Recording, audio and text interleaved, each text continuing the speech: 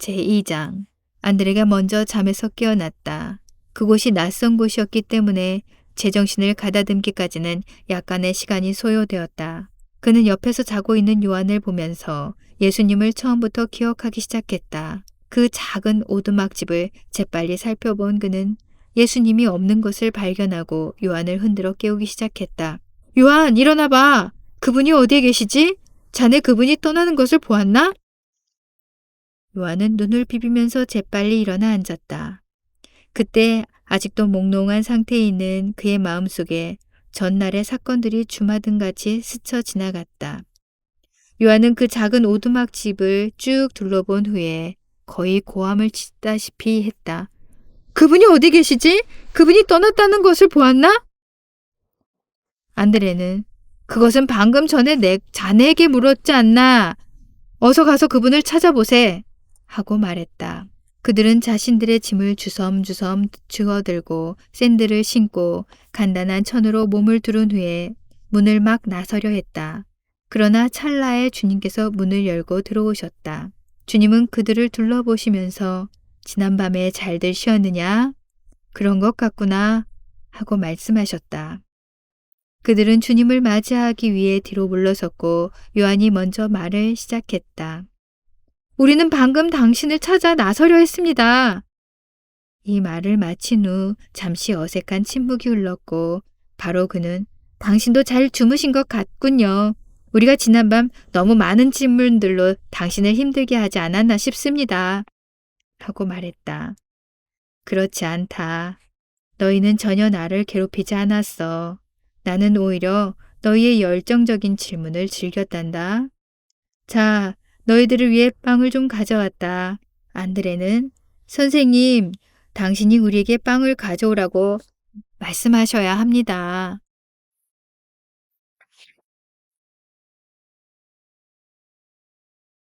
안드레는 선생님, 당신이 우리에게 빵을 가져오라고 말하셔야 했습니다. 라고 중얼거리는 투로 말했다. 그는 요한이 메시아라고 지칭한 분이 그들을 위한 빵을 얻기 위해 나가셨던 것을 생각하고는 매우 죄송스러워했다. 예수님은 안드레의 말을 무시하는 것 같았으며 계속해서 말씀을 이어나가셨다. 우리가 식사를 마치면 너희는 집으로 돌아가야 한다. 몇 주 동안 나 혼자 해야 할 일이 있어서 말이다. 이 말을 듣고 놀란 요한은 선생님, 우리는 지난 수개월 동안 세례 요한을 따라다녔고 이제는 당신을 쫓고 싶습니다. 제발 우리가 당신을 떠나지 않게 해주세요. 라고 재빨리 말을 이어받았다. 예수님은 그들을 바라보시면서 다음과 같이 부드럽게 물으셨다. 너희는 가족이 그립지 않느냐? 요한과 안드레는 서로를 바라보았다. 그립습니다. 하지만 우리가 하나님의 뜻을 이루기 위해서는 때로 희생을 각오해야 한다고 생각합니다. 라고 요한이 대답했다. 주님은 그 말이 맞다. 하지만 모든 희생이 하나님의 뜻은 아니지. 라고 대답하셨다. 요한과 안드레는 잠시 동안 주님의 대답을 곰곰이 생각해 보았다. 그리고 요한이 계속해서 말을 이어나갔다. 세례 요한과 함께 지낸 이후로 우리는 결코 평범한 삶에 만족할 수 없게 되었습니다. 이제 당신이 누구인지를 알게 된 이상 우리가 어떻게 가족에게로 돌아갈 수 있겠습니까? 우리도 가족을 사랑합니다. 하지만 우리는 전에 살았던 생활로는 결코 돌아갈 수 없습니다. 예수님은 그들을 앉게 하신 후에 다음과 같이 말씀하셨다. 너희의 말을 충분히 이해하지만 나는 당분간 혼자 있어야 된단다. 그런 후에 내가 너희를 위해 돌아올 것이다. 그때까지는 가족과 즐거운 시간을 보내어라. 너희는 나를 따르기 위해서 수많은 희생을 치르게 될 것이지만 나는 가족을 위해 희생하러 왔단다. 너희는 할 수 있을 때에 가족과 즐거운 시간을 보내어라. 안드레와 요한은 안도의 숨을 내쉬고 있었다. 그들은 주님께서 그들을 위해 다시 돌아오신다고 말씀하셨을 때에 자신들이 그분의 제자로 받아들여진 것을 알고 있었기 때문이다. 그 두 사람은 주님을 바라보면서 빵을 가져다 주신 것에 대해 감사하였다.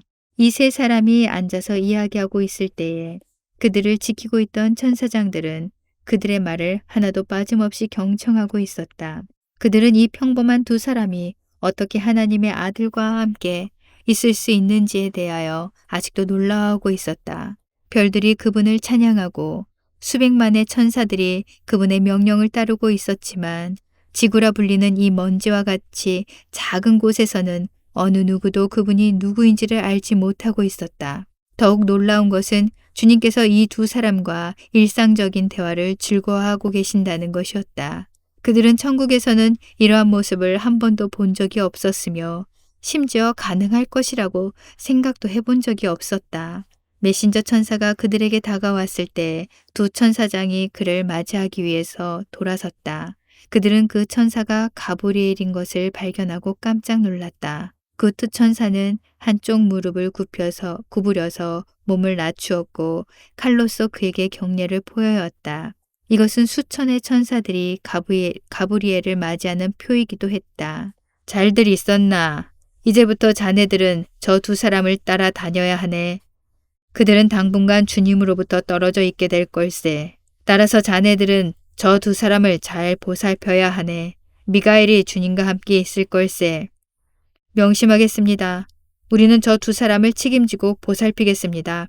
우리는 지난밤에 미가엘과 이야기를 나누었습니다. 따라서 우리는 그가 주님과 함께 머물 것을 알고 있었습니다. 가브리엘을 바라보고 있는 그 두 천사장의 얼굴에는 아직도 놀라움의 표정이 가시지 않고 있었다. 그래서 가브리엘이 그들에게 다음과 같이 말해주었다. 자네들은 내가 왜 이곳에 왔는지에 대해 궁금해하고 있지? 새로운 시대가 시작되지 않고서는 내가 지구에 오지 않는다는 것이 사실이네. 내가 지금 여기에 있는 것은 바로 그 이유 때문이네. 새로운 시대가 시작되었다네. 또 다른 천사장이 대답했다. 당신은 처녀에게 메시지를 전하기 위해서 얼마 전에 이곳에 오셨었습니다. 그런데 얼마 되지 않아서 또 이곳에 오셨습니다. 그럼 또 다른 시대가 이미 되고 있다는 것입니까? 이 시대가 아직 완성된 것 같지 않은데 말입니다. 가브리엘이 다음과 같이 대답했다. 자네 말이 맞네. 아들이 이 땅에 오셨을 때가 새로운 시대의 시작이었네. 온 피조물들이 이제 이 작은 행성에 온갖 관심을 기울이고 있지. 하지만 인간들을 위한 또 하나의 시대가 겨우 이틀 전에 시작되었네. 아들은 이곳에 그리 오래 머물진 않겠지만 지금 막 시작된 시대는 이 지구가 존속하는 한 지속될 걸세. 그 지역의 모든 천사들이 가브리엘이 하는 말을 주의 깊게 듣고 있었다. 가브리엘 또한 그 모든 천사들이 자신이 하는 말을 듣고 있는지를 확인하였다. 아들이 세례를 받기 위해서 세례 요한에게 내려가셨을 때 자네들은 성령이 오셔서 그분 위에 머무는 것을 보았지 않나? 성령은 노아가 방주에서 내어 보냈지만 되돌아오지 않는 비둘기의 상징으로서 비둘기의 형태로 내려오셨어. 성령님께서 인간들 안에 머물기 위해 돌아오셨을 때에도 비로소 인간들은 쉼을 발견할 수 있게 되었다네. 성령께서 강림하셔서 함께 머물 수 있었던 첫 인간이 바로 아들 예수 그리스도야. 그리고 성령께서 함께 머물 수 있는 다른 많은 사람들이 있을 걸세. 그들 중 많은 사람들이 지금 태어나고 있다네. 성령께서 인간들 위해 머물 수 있을 때 그들은 하나님 안에서 그들의 안식을 발견하기 시작하여 하나님께로 돌아갈 수 있게 될 걸세. 천사장 중에 하나가 이것은 참으로 이해하기 힘든 심오한 말씀입니다. 라고 말했다. 그래, 아들은 성령을 받을 수 있는 사람들을 준비시키기 위해 한 인간이 되신 걸세. 그 천사장은 이번에는 항의하는 투로 다음과 같이 말했다. 우리는 세례 요한이 성령으로 세례를 줄 분을 위해 이 길을 예비할 것이라는 메시지를 들었습니다. 그런데 성령님께서 어떻게 아들이 아닌 다른 인간들 위해 머물 수 있겠습니까? 자네들의 질문을 나도 이해하네. 하지만 나 또한 그 질문에 대한 대답을 충분히 알고 있지 못하다네. 내가 아는 것은 아들이 여기에서 자신의 임무를 완성할 때에 인간들이 변화되기 시작할 것이라는 사실이지. 많은 사람들이 성령께서 안에 거하실 수 있게 될 그릇이 될 것이네. 인간들이 하나님이 거하시는 곳이 된다는 말이지. 그들의 현재 모습을 바라보면 이 말을 이해하기가 힘들지만 그들은 사실 이것들을 위해 창조되어졌다네. 천사장 중에 하나가 말을 이어받았다. 나는 성령께서 인간들을 얼마나 사랑하시며 그들과 함께 있는 것을 얼마나 즐기시는지를 보았습니다. 비록 그들이 그분의 성품과 정반대가 되는데도 말입니다. 비록 그분은 거룩하고 그들은 악하지만 성령께서는 항상 그들과 가까이 함으로 그들을 도울 수 있는 기회를 찾고 계신 것 같았습니다. 성령과 인간들 사이에는 특별한 사랑이 있음에 틀림없습니다. 가브리엘은 그 두 제자를 바라보면서 다음과 같이 대답했다. 나는 아들을 지켜보면서 저 두 사람과 하나님을 점점 더 사랑하게 되었다네. 하나님께서 어떻게 그들 안에 그분이 거할 처소를 만드실 수 있을지에 대해 이해할 수는 없지만 나는 그들로 인하여 행복하다네. 우리는 인간들에 대하여 배워가면서 우리 하나님에 대하여 더욱 많은 것을 배워가게 될 걸세. 아들을 임신했던 처녀 마리아는 성령께 엄청난 기쁨을 가져다 주었지. 그녀는 또한 아들이 이곳에 있은 이후로 그에게 커다란 기쁨이 되어 왔어. 이러한 모든 것이 우리에게는 커다란 신비이지만 인간들을 즐거워하시는 그들의 모습을 보는 것은 참으로 멋진 일이지. 짙은 어둠과 악이 창궐한 이곳에서 인간들이 빛으로 돌아서는 것을 보는 일은 참으로 놀라운 일이 아닌가? 이러한 자들은 하나님께 특별한 기쁨이 된다네. 예수님은 이러한 모든 대화에 참여하고 있었던 것처럼 자네는 많이 이해하고 있군 하고 말씀하셨다. 가브리엘과 천사장들과 모든 천사들이 무릎을 꿇고 머리를 숙인 채로 칼을 뽑아 경례하였다. 이것으로 인하여 그곳의 온 둘레가 찬란한 영광으로 번쩍이게 되었다. 미가엘은 이제 막 좁은 길을 걷기 시작하고 있는 요한과 안드레를 향해 돌아서면서 아들과 함께 서 있었다. 미가엘이 그 두 제자들을 향하여 고개를 끄덕였을 때 천사들의 무리가 그들의 뒤를 쫓기 시작했다. 또한 수많은 또 다른 천사들이 그들 위에서 혹은 그들 앞에서 자신들의 위치를 정하기 시작했다. 이것은 어떤 로마의 황제가 자기 자신을 위하여 거행하게 했던 것보다 훨씬 더 위험 있는 행렬이었다. 하지만 요한과 안드레는 이러한 것을 전혀 의식하지 못하고 있었다. 예수님은 가브리엘과 천사장들에게 다음과 같이 설명해 주었다. 이들이 나를 선택한 것이 아니라 내 아버지께서 창세전에 그들을 선택한 것이다. 그들은 선택받은 두 사람이며 나의 형제들이다. 너희들은 나를 대하듯이 그들을 대해야 할 것이다. 한 천사장이 당신의 형제들을 섬길 수 있는 영광을 주셔서 감사합니다. 라고 말하자 또 다른 천사장은 그 말에 동의하면서 고개를 끄덕였다. 예수님은 그 두 제자와 정반대의 길로 걸어가면서 나는 자네들이 잘 해낼 것이라는 것을 알고 있네. 하고 말씀하셨다. 미가엘이 칼을 뽑아드는 순간 큰 빛이 번쩍이면서 산들이 갑자기 사라지는 것 같았다. 그 즉시 수많은 전투 천사들이 등장했다. 그들 모두는 능력에 있어서 천사장들과 동일한 것 같았다. 그들 모두가 칼을 뽑아들었을 때에 그것들로부터 무시무시한 영광의 광채가 흘러나왔다. 이것은 천국의 지성소 밖에서는 거의 목격할 수 없는 그러한 장관이었다. 안드레와 요한을 따라다녔던 천사장들도 이 장관을 보고 잠시 깜짝 놀라기는 했으나 곧 본능적으로 그들의 칼을 뽑아들었다. 그 둘레의 작은 도시들과 마을들 위에 모든 천사들 또한 칼을 뽑아들었으며 마치 전투를 위해 준비된 것과 같이 서 있었다. 한 천사장은 이곳에 이렇게 많은 천사들이 있는 줄 몰랐는데? 하며 다른 천사장을 향해 탄성을 질렀다. 다른 천사장도 나도 그래. 하지만 왜 경보가? 라고 말했다. 그가 이 말을 내뱉자마자 그 두 천사장은 그 이유를 알게 되었다. 엄청난 구름이 바다 쪽에서 몰려오고 있었다. 이것은 악한 자의 수행원들이 틀림없었다. 구름이 점점 가까워지자 거대한 폭풍이 일어 해변가에 있는 마을들을 강타하기 시작했다. 천사장은 악한 자들의 소리가 가까워지자 다음과 같이 큰 소리로 외쳤다. 그는 왜 이와 같이 인간들을 괴롭히는 것을 좋아할까? 저런 작은 집들을 강타하며 배를 뒤집기 위해서 파도를 일으키는 걸 봐. 하나님께서 우리가 저 악한 자들을 물리칠 수 있도록 허락하시면 좋겠어. 미가엘의 칼의 능력만으로도 그를 해치울 수 있거든. 그러면 우리는 그 악한 자의 모든 수행원들을 쉽게 없앨 수 있지. 또 다른 천사장이 다음과 같이 그에게 상기시켜 주었다. 사단은 지금 이 땅 위에 행하고 있는 권세를 과시할 수 있지만 우리가 그와 싸우는 것을 허락될 시간이 곧 임할 거야. 하지만 나는 그가 우리를 위협할 수 없다는 것을 알아. 그는 단순히 인간들을 미워하며 그와 같이 그들을 괴롭히는 것을 즐길 뿐이야. 왜냐하면 그렇게 함으로써 인간들로 하여금 하나님께서 그 일을 하고 계시다는 착각을 갖게끔 할 수 있기 때문이지. 하나님께서 그들을 싫어하신다고 생각하게 만들려 노력하고 있어.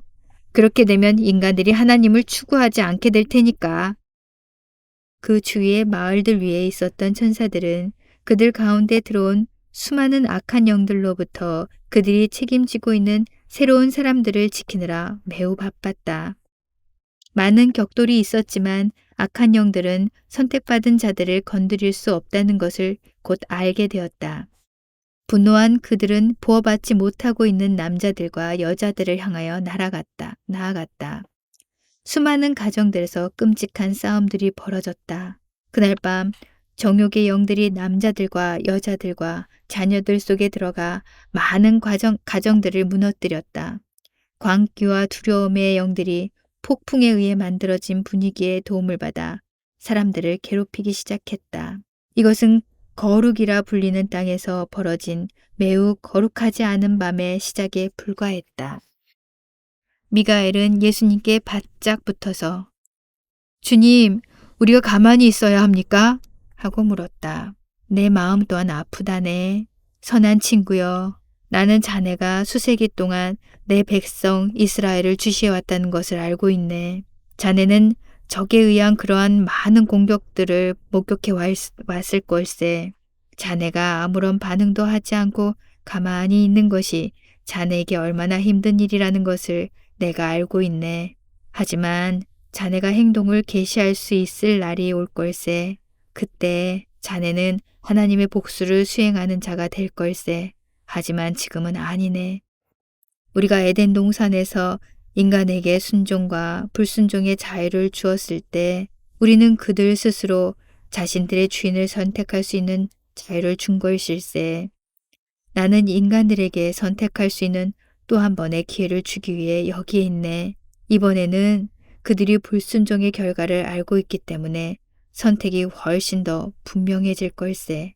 하지만 나는 그들을 돕기 전에 먼저 한 인간으로서 순종의 길을 걸어야 하네. 그 후에야 나는 그들에게 이 끔찍한 어두움에서 벗어날 수 있는 길을 보여줄 수 있네. 심지어 그때도 모두가 나를 선택하지는 않겠지만 얼마 되지 않은 많은 사람들이 아버지께로 돌아간다 할지라도 내가 여기에서 하게 될 일은 그만한 가치가 있을 것이네. 미가엘은 하지만 사단이 왜 로마를 떠나서 여기 왔지요? 하고 물었다. 주님은 사단은 첫 번째 아담을 시험한 것과 같이 나를 시험하기 위해서 이곳에 온 것이네. 라고 대답하셨다. 주님, 나는 당신이 단번에 그를 없앨 수 있다는 것을 알고 있습니다. 그런데 그가 어떻게 당신을 시험할 용기를 가질 수 있단 말입니까? 내가 그와 마주칠 때 그것은 하나님의 아들로서가 아니라 인간의 아들로서가 될 걸세. 나는 첫 번 아담이 하지 않았던 것을 해야 하네. 나는 끝까지 충성을 다해야 하네. 내 아버지는 이 세상을 인간들에게 주어 다스리게 하셨고 한 인간이 이 모든 것들에 복종함으로써 그 권세를 되찾아야 하네. 내가 바로 그 사람이지. 그렇기 때문에 내가 하나님으로서가 아니라 인간으로서 그와 마주쳐야 하는 거지. 미가엘은 알겠습니다. 나는 그것을 오랫동안 이해해 왔습니다. 하지만 우리가 사단과 그의 졸개들을 쉽게 물리칠 수 있는데도 가만히 있어야 하는 것이 너무 힘듭니다. 라고 응답했다. 예수님은 나는 힘이 아닌 사랑으로 이 세상을 되찾을 걸세. 라고 말씀하셨다. 힘을 먼저 의지하는 자는 힘을 잘못 사용하게 되지. 사랑이 힘을 위해 존재하는 것이 아니라 힘이 사랑을 위해 존재하지. 악한 자는 이것을 이해하지 못했기 때문에 타락하게 되었지. 내가 여기에서 하고 있는 것은 단지 인간들을 위한 것뿐만 아니라 온 피조물을 위한 것이네. 모든 피조물들은 내가 여기에서 하고 있는 것을 영원토록 탐구할 걸세. 그러면 많은 사람들이 루시퍼와 같이 타락하는 것에서 보호될 거야. 미가엘이 다음과 같이 시인하였다. 그가 그렇게 반역한 것을 지켜보는 것도 매우 힘든 일이었지만 주님, 당신이 그의 반역을 막지 않아서 그가 반역을 위해 자기 편을 소집하는 것을 보는 것은 훨씬 더 힘들었습니다. 이러한 일들이 우리 모두에게 매우 혼동스럽지만 우리는 당신의 선하심을 알고 있습니다. 따라서 우리가 할 수 있는 일은 단순히 당신을 신뢰하는 것입니다.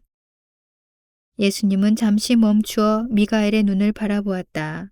힘을 사랑하면 항상 타락으로 치닫게 될 것이네. 사랑을 위해서 힘을 사용할 때에만 그것을 올바로 사용하게 될 거야.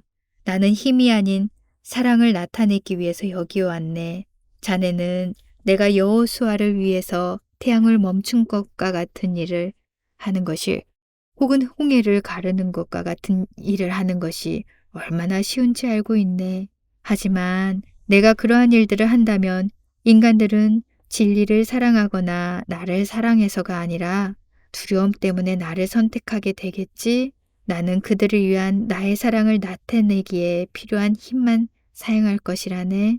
나는 인간들이 힘 때문이 아니라 나를 사랑하고 진리를 사랑하기 때문에 나를 선택하기 원하고 있네. 나는 힘으로서가 아니라 진리와 사랑으로 알려질 걸세. 미가엘은 인간과 같은 감정을 느끼고 있는 것 같았으며 그러한 감정으로 인하여 그의 눈이 매우 밝게 빛나고 있었다. 주님, 당신의 길은 우리가 이해할 수 없을 정도로 놀랍습니다.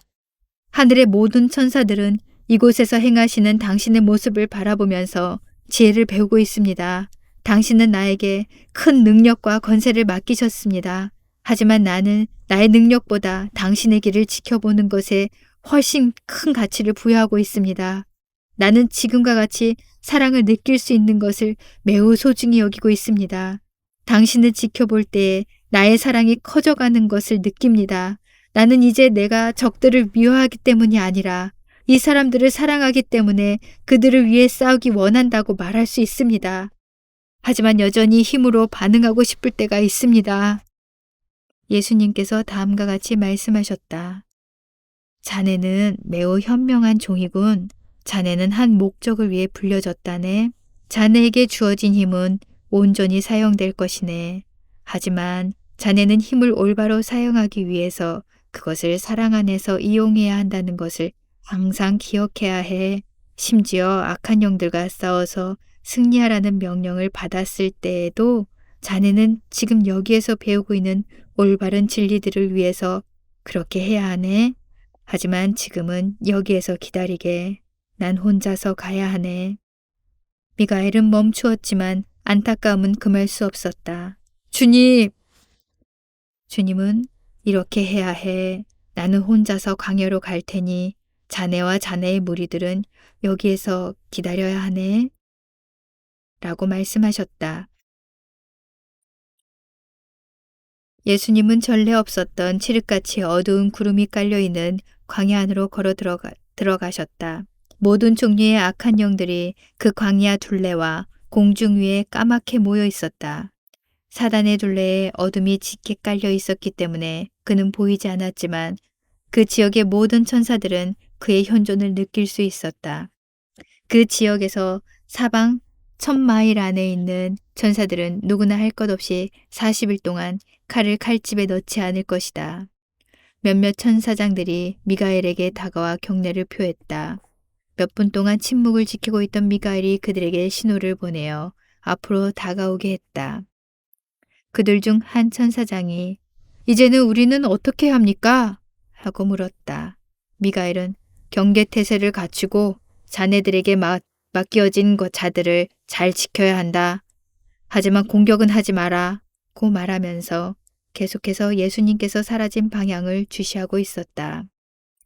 또 다른 천사장은 우리의 적들이 이와 같이 집결한 적은 한 번도 보지 못했습니다. 하고 말했다. 미가엘은 방금 말을 한 천사장을 보기 위해서 돌아서면서 자네는 여기에 처음 온 것 같군 하고 말했다. 그렇습니다. 저는 저 먼 은하계에서 왔습니다. 저는 방금 오늘 여기에서 태어난 선택받은 자를 지키라는 임무를 부여받았습니다. 이러한 임무를 받은 것을 참으로 영광스럽게 생각합니다. 하지만 벌써 내가 기대했던 것보다 더 흥미진진해지고 있습니다. 이것이 마지막 전투의 시작입니까? 우리들 중에서 마지막 전투의 시기에 대해서 아는 자는 아무도 없다. 하지만 나의 지식에 의하면 아직도 많은 계절들이 남아있는 것 같아.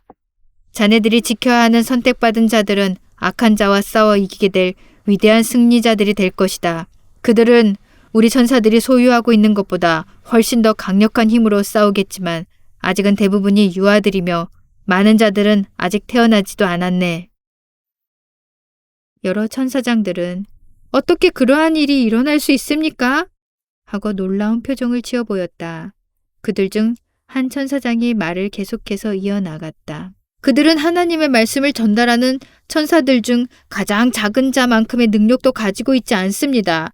사실 그들은 다른 능력을 가지고 있지 않은 것 같습니다. 심지어 짐승들과 비교할 때도 그들은 별로 신통치가 않아 보입니다. 미가엘이 응답했다. 그들에게는 성령의 능력이 주어질 것이야. 성령이 그들 안에 거하기 위해 오실 때 그들은 우리 모두의 힘을 합친 것보다 더 큰 능력을 가지게 될 거야. 우리와 하늘을 창조한 능력이 심지어 그들 중 가장 작은 자들 안에도 있게 될 걸세.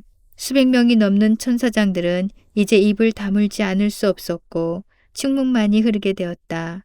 그들은 도대체 이러한 말을 이해할 수가 없었다. 마침내 한 천사장이 과감하게 또 하나의 질문을 던졌다. 이렇게 거룩하지 않은 자들 안에 어떻게 성령께서 거하실 수 있습니까? 나는 겨우 몇 달 동안 이곳에 있었습니다.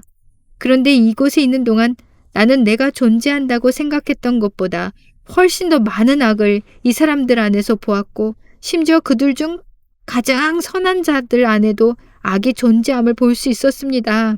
성령께서 말씀과 비전을 주시기 위하여 심지어 선지자들과 잠시 동안 접촉하신 것도 내가 이해하기 힘든데 이러한 자들 안에 거하신다는 것은 너희들의 질문을 이해하지만 나는 또한 어떤 식으로든 하나님의 아들이 그러한 자들을 다시 거룩하게 하기 위하여 이곳에 계신 것도 알고 있다. 그들은 아들의 영광을 보고 변하게 될 것이고 그분의 사랑을 보고 정결케 될 거야. 그분의 사랑 안에 있는 능력은 우리가 이해하기에는 매우 힘든 것이 사실이지. 하지만 이 사람들은 그것을 이해할 걸세. 그들은 예수님께서 그들을 위경에서 건져내실 것이기 때문에 그분을 위대한 사랑으로 사랑하게 될 거야. 아들에 의하여 계시되어질 위대한 사랑은 우리가 전에 알던 어떤 능력보다 더 위대한 것이지. 이 능력은 엄청나게 크기 때문에 우리가 별들을 창조하기 위하여 사용되어진 능력을 보며 놀란 것보다 아들이 여기에서 계시하는 사랑을 볼 때는 더욱 놀라게 될 것이네. 거기에 군집한 모든 천사장들이 이 사실을 곰곰이 생각하는 동안 긴 침묵이 흘렀다. 마침내 그들 중 한 천사장이 입을 열었다. 예수님은 왜 혼자서 그 광야로 들어가셨나요? 악한 자와 그의 졸개들은 왜 그분 앞에서 도망가지 않나요? 그분이 손가락을 올려 세우기만 한다면 그들은 모두 도망가게 되겠지. 하지만 그분은 인간으로서 악한 자와 대면하실 것이라고 말씀하셨어. 그분은 그러한 자신의 칙령들을 범하지 않을 거야. 이 세상은 인간에게 주어졌지만 인간은 악한 자에게 자신을 주어 버렸지. 아들은 자신의 순종을 통해 이 세상을 되찾기 위하여 인간으로 오신 걸세. 미가엘은 계속해서 말을 이어갔다. 이것을 이해하는 것이 힘들다는 것을 알고 있네. 하지만 이해하기 힘든 또 하나의 사실이 있지. 심지어는 아들이 인간으로서 이 세상을 되찾으실 때에도 그분은 인간들이 그분께 돌아오도록 강요하지 않으신다는 거야. 아들이 인간들을 자신에게로 돌이키기 위하여 자신의 능력만을 사용한다면 인간들의 마음속에는 여전히 불순종이 남아있을 것이라고 그분이 말씀하셨어. 그렇게 되면 그들은 결코 진정한 예배자가 되지 못할 거야. 그분이 자신의 능력을 사용하고 우리의 능력을 사용하는 것이 허용될 때가 오겠지만 먼저 그분은 능력보다 진리를 사랑하는 자들을 모으고 싶어 하시지. 그분의 능력 때문에 오는 자들은 종이 될 뿐이며 그분을 사랑하고 그분의 진리를 사랑하기 때문에 오는 자들처럼 공동 상속자들은 되지 못할 걸세. 한 천사장이 그분의 길은 우리가 이해했던 것보다 훨씬 더 신비롭군요. 하고 말했다. 미가엘이 응답했다. 그렇지. 인간이 에덴 동산에서 순종하지 않기로 선택했을 때, 그리고 인간들의 악함이 노아의 시대와 같이 깊어졌을 때 우리는 악한 사단과 그의 무리들과 더불어서 이 작은 지구를 얼마나 파괴하고 싶어 했던가. 우리는 하나님께서 왜 이 작은 피조물들에게 그러한 인내를 보여주셨는가에 대해 단지 이해하지 못했을 뿐이야. 이제 우리는 그분의 길에 참으로 찬란한 영광이 있음을 보고 있네. 따라서 심지어 우리도 계속해서 변화되어지고 있으며 그 어느 때보다 더욱 하나님을 사랑할 수 있도록 성장하고 있네. 지금은 힘든 시기지만 또한 동시에 매우 멋진 시기라는 것을 기억하게. 요한은 몇 달 만에 처음으로 집에 가게 되었다. 하인들이 달려나와 그를 맞으면서 아들이 돌아왔다고 요한의 어머니를 부르기 시작했다. 기쁨이 집안을 가득 채웠고 야고보와 그의 아버지가 일하고 있던 정박지에서도 그 기쁨의 소리를 들을 수 있었다. 그들은 하인들이 기쁨의 소식을 가지고 도착하기도 전에 왜 그러한 시끌벅적한 소리가 일어나고 있는지에 대해 알고 있었다. 그들은 서로를 보며 미소 지었고 일어나 집을 향해 걸어가기 시작했다. 요한은 팔을 벌려 아버지를 꼭 껴안았고 또한 자기 동생의 모자를 건드리며 훌쩍 벗겨버리는 장난을 치기도 했다. 이 두 형제는 곧 악이 없는 싸움을 할 기세였으나 아버지가 그들을 만류하였다. 아들아, 우리가 얼마나 너를 보고 싶어 했는지 아느냐? 죄송해요, 아버지. 그렇게 오랫동안 집을 떠나 있을 생각은 없었어요. 하지만 정말로 멋진 일들이 벌어졌기에 쉽게 돌아올 수 없었어요. 아버지께 드릴 말씀이 너무 많아요. 우리 백성들이 그렇게도 오랜 세기 동안 기다려온 시간이 있었어요. 아들아, 우리는 그것에 관하여 모두 듣고 싶단다. 하지만 먼저 씻고 옷을 갈아입으렴.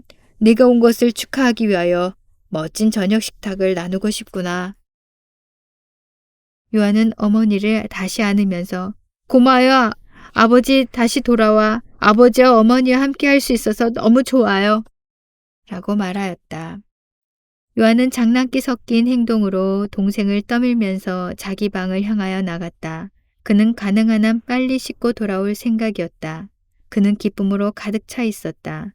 그는 자신이 살아있는 사람 중에서 가장 큰 축복을 받은 사람인 것처럼 느껴졌다.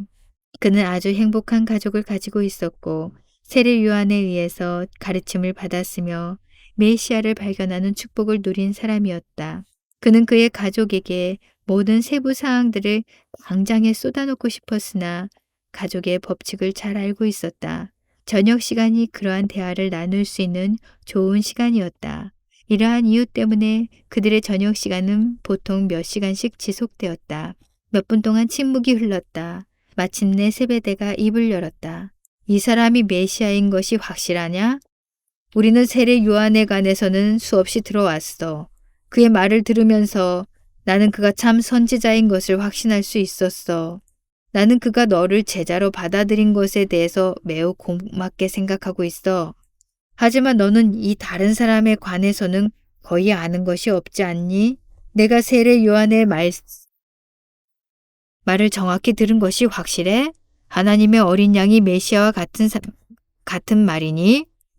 야고보는 아무 말도 하지 않았지만 형의 모든 표현들을 지켜보고 있었다. 그에게도 또한 형 요한이 세례 요한의 제자가 되는 특별한 기회를 버린 것이 너무 성급하다고 생각되었다. 왜냐하면 형 요한은 이 다른 사람에 관하여 아는 것이 거의 없었기 때문이었다. 요한은 아버지를 조심스럽게 바라보면서 다음과 같이 대답하였다. 아버지께서 내가 세례 요한을 떠난 것이 너무 성급한 일이라고 생각하고 계시다는 것을 알고 있어요. 하지만 아버지께서 거기에 계셨더라면, 아버지께서 우리가 들은 음성을 들으셨더라면, 그리고 세례 요한이 그분에 관하여 말하는 것을 들으셨다면, 세례 요한은 자신의 온 삶이 그 한 날을 위한 준비였다고 말했어요. 그는 이제 예수님은 흥하고 자신은 세야 한다고 말씀하셨어요. 가족이 저녁 식탁에 모여 앉았을 때 하인들 또한 식탁 둘레에 앉아서 이야기를 듣게 되었다. 그들은 하인이면서 또한 친구들이었다. 세베대는 그들 모두가 요한이 돌아온 것을 함께 기뻐하기를 원했다. 아들아, 내가 어렸을 때부터 하나님을 알고 싶어하는 열망이 있음을 지켜보았단다. 나 또한 그분을 섬기기 위해 평생을 노력해왔다. 나의 가장 큰 기쁨은 내 아들이 그분을 헌신적으로 섬기는 모습을 보는 것이었단다. 그분은 나에게 매우 선하신 분이시며 또한 너에게도 선하신 분이실 것을 나는 확신한다. 나는 그분이 너를 그분의 길로 인도하실 거라는 것을 확신하고 있다. 하지만 그렇게 오랜 세월이 지난 후 그 메시아가 정말 여기에 계실 수 있다는 것을 믿는 것이 이상하게 느껴진다. 마침내 야고보가 입을 열었다. 형, 나는 예수님이 적어도 또 다른 선지자나 혹은 요한보다 더 위대한 선지자라고 믿어. 그러나 그분이 어린 양이라 나는 그것이 무슨 의미인지 잘 모르겠어. 나는 그분이 메시아라고 말할 준비가 되어 있지 않아. 하지만 나는 그분에 대한 세례 요한의 증언은 진지하게 고려해야 한다고 믿어. 나 또한 세례 요한이 자신을 메시아를 위한 길을 예비하는 자라는 말을 많이 들어왔어. 아마 어린 양과 메시아가 같은 말인지도 모르겠어. 이 사람이 몇 주 안에 형한테 다시 돌아올 것이라고 말한 것이 사실이야? 그래, 그분이 그렇게 말씀하셨어. 하지만 내가 어디에 사는지 그분에게 말하는 것을 깜빡 잊었어. 그러나 그분은 나에게 가족이 있다는 것을 알고 계셨고 내가 가족들과 함께 시간을 보내기 위해 돌아가야 한다고 말씀하셨어. 내가 우리 가족에 대해서 아무 말도 하지 않았는데 말이야. 그러니 그분은 아마 내가 어디에 살고 있는지도 알고 계시지 몰라. 야고보는 그분이 선지자라면 형을 찾아내겠지 라고 낄낄거리며 말했다.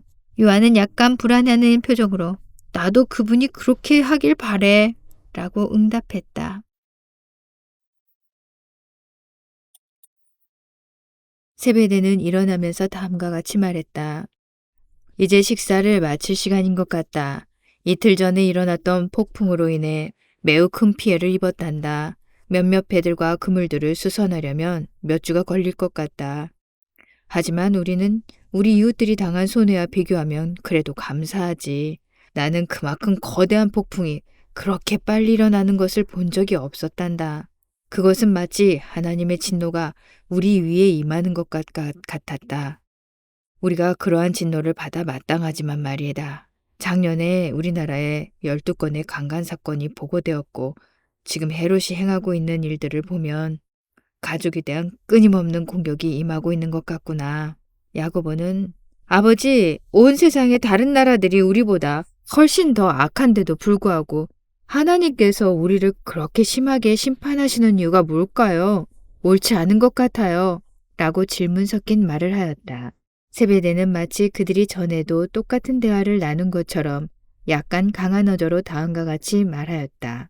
그것은 우리가 하나님의 선택받은 백성이기 때문이란다. 우리는 세상 사람들과 다른 기준을 가지고 살아야 한다. 하나님은 우리에게 진리를 주셔서 우리가 구별된 삶을 살기를 기대하고 계신단다. 요한은 오고 가는 모든 말들을 깊이 생각하면서 경청하고 있었다. 그는 이러한 것들에 대해서 예수님께 묻고 싶어졌다. 그와 안드레가 그분과 함께 머문 날 밤에 그분께서 그들의 모든 질문에 대답해 주신 장면이 스쳐 지나갔다. 예수님은 그가 율법 선생들로부터 들었던 모든 것을 훨씬 초월하는 관점을 가지고 바라보셨다. 예수님은 야고보의 질문에 대한 정답도 가지고 계실 것이 분명했다. 바로 그 생각이 요한을 전율시켰다. 세례 요한이 한때 예수님을 하나님의 아들이라고 부른 적이 있었다. 요한은 하나님 자신에 의해서 하나님에 관하여 가르침을 받는다는 것을 생각해 보았다. 이 사실의 깊이를 이해하기에는 그에게 너무 벅찬 것 같아 보였다. 베드로는 자기 동생에게 매우 침착함을 보이려 애쓰고 있었다. 그는 동생이 돌아와서 매우 기뻤지만 그의 손이 가장 필요할 때 그렇게 오랫동안 집을 떠나 있었던 것으로 인해 동생에게 좀 마음이 상해 있었다. 또한 그들의 유일한 배마저 폭풍으로 인하여 부서져 버린 상태에 있었다. 하지만 안드레는 전혀 개의치 않는 것 같았다. 베드로는 마침내 내가 메시아를 만났니? 나 또한 기쁘다. 하지만 우리는 다음 끼니를 어떻게 해결해야 할지에 대해서 생각해야 해. 라고 불쑥 말을 꺼내었다. 안드레는 약간 놀라며 폭풍으로 인하여 여기저기에 널려있는 쓰레기들을 바라보았다. 물론이지 형. 나를 용서해줘. 어떻게 지냈는지도 물어보지 못했네. 마을 안으로 들어오면서 폭풍과 배에 대한 소식을 들었어. 형은 부양해야 할 아내와 가족이 있으니 얼마나 걱정이 됐겠어. 이해해. 내가 여기에 한동안 머물면서 모든 것이 다시 정상으로 돌아가도록 형을 도울게. 베드로는 뭐야? 다시 떠난단 말이야? 라고 눈살을 찌푸리며 물었다. 형의 모습을 보면서 안드레는 형이 매우 언짢아하고 있다는 것을 잘 알 수 있었다. 형, 나는 다시 가야만 해. 내가 어떻게 메시아를 따르지 않을 수 있겠어. 우리 백성들은 사실 이때를 위해 살아왔잖아. 베드로는 바다 저 너머를 보기 위해 돌아섰다. 그들은 잠시 동안 아무 말도 하지 않은 채로 서 있었다. 한참 후에 베드로가 말했다. 안드레, 내 말이 맞다. 우리 백성들은 수세기 동안 그분을 기다려왔어. 하지만 나는 단지 기도에 응답하시는 한 사람에 관하여 듣고 싶어 했을 뿐이야. 나는 평생 순종하는 삶을 살기 위해 노력해왔단다. 안식일마다 회당에 나갔지. 가족을 위해 열심히 일해왔어. 그런데 하나님께서 어떻게 우리에게 이렇게 하실 수 있지? 안드레는 이러한 질문에 대답하려 노력하는 것보다 더 좋은 생각을 가지고 있었다. 그는 베드로에게 다가가서 그의 어깨에 손을 얹고 그와 함께 집으로 걸어갔다. 가자 형. 형수님과 조카들을 보고 싶어. 내가 그들을 얼마나 보고 싶어 했는지 알아? 모든 것이 잘 될 거야. 항상 그래 왔잖아. 어떤 것도 형의 마음을 오랫동안 괴롭히지 못할 거야. 우리는 물고기들을 잡기 전에 그들이 더 클 수 있는 기회를 주는 것뿐이야. 베드로는 너를 보니 너무도 기쁘다. 내가 다시 떠난다는 말은 별로 반갑지 않지만 하면서 마침내 미소를 지어 보였다. 나도 그래 형. 하지만 우리에게는 그것에 대해서 이야기할 충분한 시간이 있어. 그 랍비는 몇 주 동안은 나에게 오지 않으실 거야. 뭐라고? 그분이 여기 오신다고? 그래, 그분이 몇 주 안에 나에게 오실 거라고 말씀하셨어. 베드로는 그거 참 기대가 되는데 메시아를 만나본 적이 없거든. 하며 잔잔한 미소를 지었다. 너는 그분이 우리의 배를 다시 일으켜 세우는 것을 도울 수 있다고 생각하니? 아니면 그분이 어디에 물고기가 있는지 우리에게 알려줄 수 있다고 생각하니? 오, 형! 그러한 일은 메시아에게도 좀 과한 것 같은데? 형은 오직 하나님만이 하실 수 있는 것을 기대하고 있는 거야.